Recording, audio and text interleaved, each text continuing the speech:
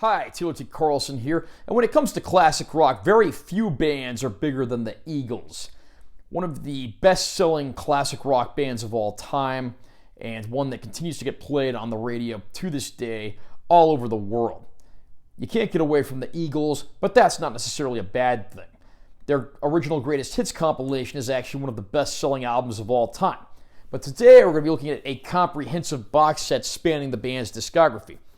This is Eagles Legacy, a nice 14-disc box set spanning the band's entire career up to the death of Glenn Frey a few years ago. I'm going to unbox this release, share my opinion, and let you know what I think. Nice close-up of the package there. The Eagles Legacy letters are shiny, so those look very nice. Same deal on the side there. Got all of the production company logos there. Back cover has a list of everything that's included. There are 14 discs, 12 CDs, 1 DVD, and 1 Blu-ray.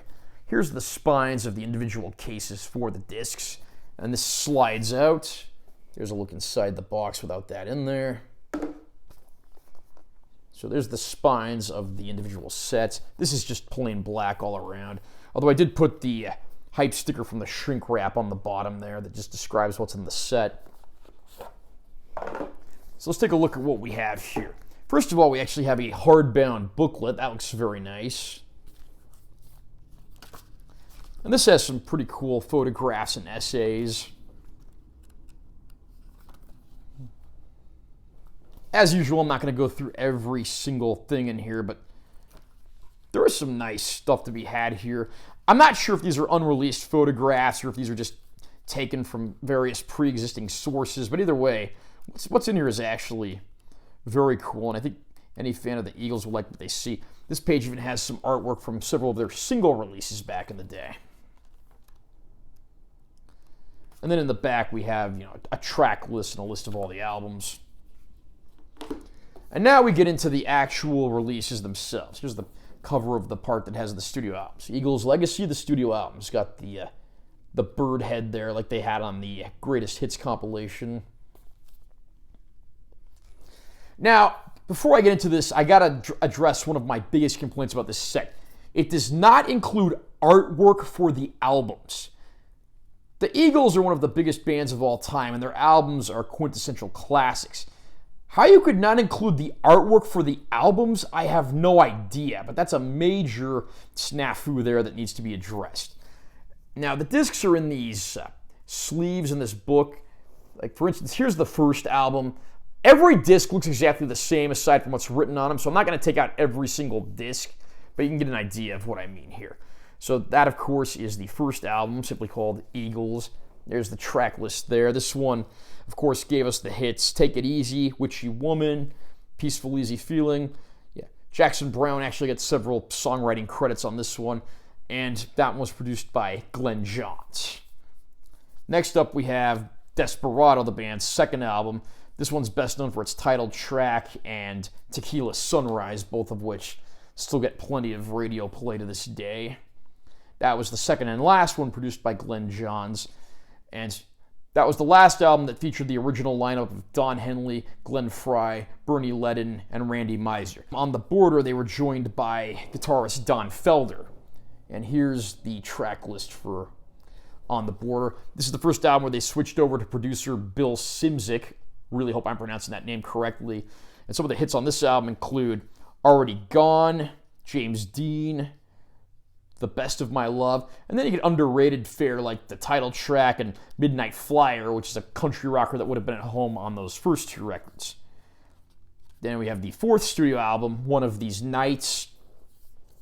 On this album we have tracks like, of course, the title song, which is a massive hit, Lion Eyes, which remains a big radio hit in a slightly edited form, Take It to the Limit, which featured Randy Meisner on lead vocals, Visions, which is the only track that Don Felder ever sang lead on with his tenure in the Eagles, and then, of course, as usual, you get plenty of underrated deep cuts as well. Again, this one was produced by Bill Szymczyk, and this particular album was the last one to feature Bernie Leadon, who left the band because he wasn't a fan of them moving away from their earlier country rock sound. Then we have the fifth studio album, Hotel California, by far the band's most popular studio album. This one features tracks like, of course, the title cut, Hotel California, New Kid in Town, Life in the Fast Lane, Wasted Time, Victim of Love. Yeah, easily their biggest album. It was at this point that Joe Walsh entered the band, having replaced Bernie Leadon when he left.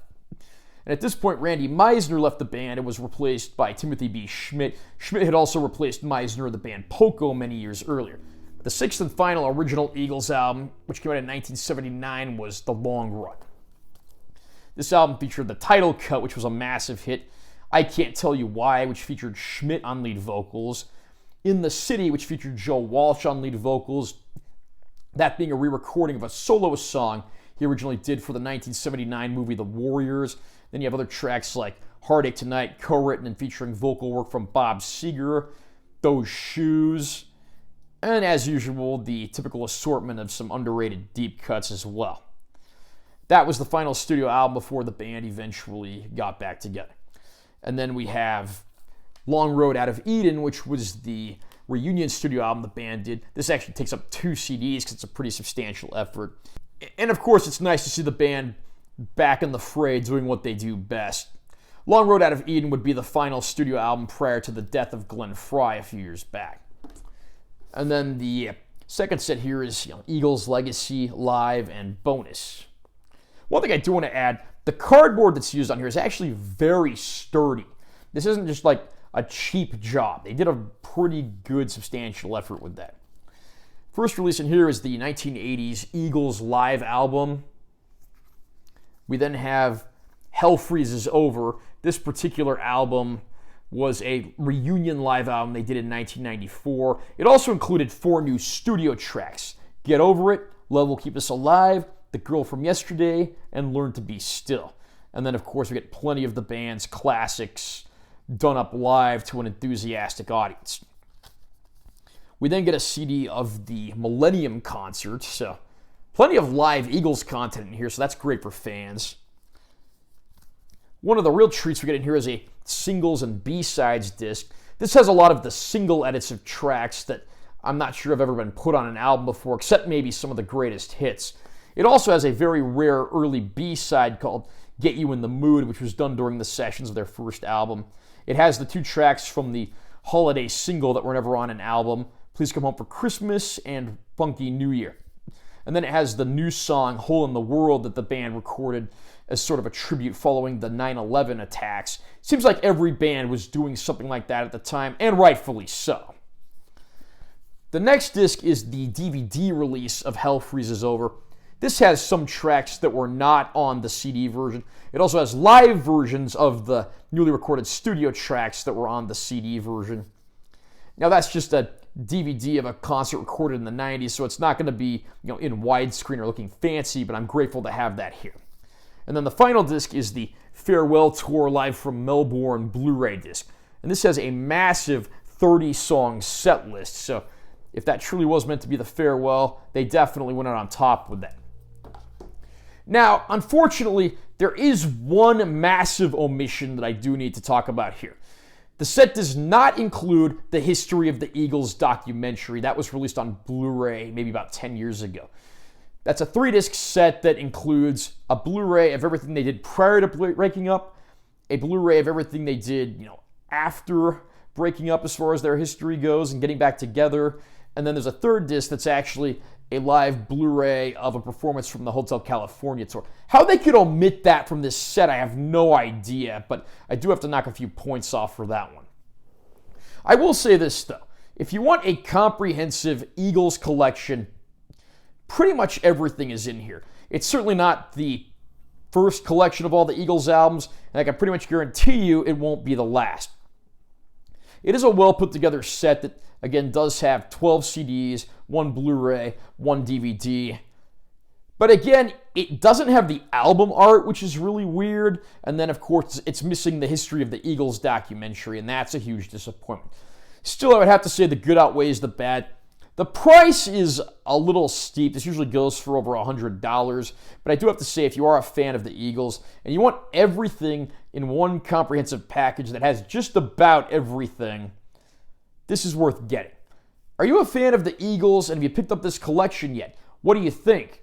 Comment down below and let me know what you think. Also, remember to subscribe to this channel for more content. I'm always posting new videos. And make sure you give this one a like if you found it helpful. I'm Taylor T. Carlson. I'll see you next time.